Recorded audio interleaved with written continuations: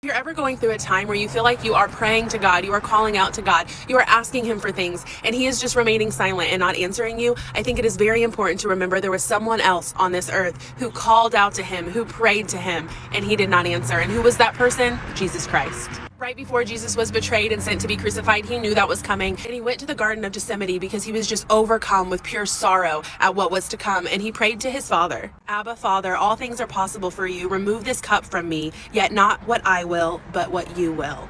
And what did he receive from the Lord in return? Nothing. But do we think God didn't hear him? Do we think God wasn't listening? Of course not. I think it is so important that we remember that sometimes when God is not answering in that moment, that is an answer.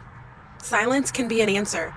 In that moment for Jesus, God was answering by giving him that red receipt, as my pastor says best, that said, I hear you, but this is the only way, and this is my will. So sometimes his silence is an answer, but at other times I think it's important to remember that we glorify and we praise and we pray to the Lord for who he is and not what he does for us. So really look internally and test your faith and know that the silence from God may be a way that he is testing you as well.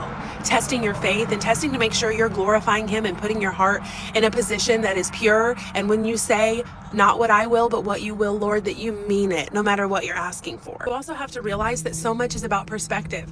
Is God really being completely silent, or is he not just giving you exactly what you are asking for? He could be blatantly answering and it's just not what you want to hear. But really look internally to ask yourself, am I really dying to my flesh? Am I really giving up my sins? Am I in my word every single day in a way that is drawing God closer to me, which is the only way we can expect to truly be able to focus in on what he's trying to say to us? And if I do feel him in the quiet, am I still praising him and praying to him because he deserves the glory regardless of what he does for me? And last but not least, even in the silence, am I okay saying, not what I will, Lord, but what you will, and meaning it with every ounce of my heart, knowing that even when all the world falls away and it makes no sense as to why we're following Jesus and it seems that all the worldly blessings have gone, are we still comfortable in giving up our entire flesh and soul to the one who deserves it because it is what his will is?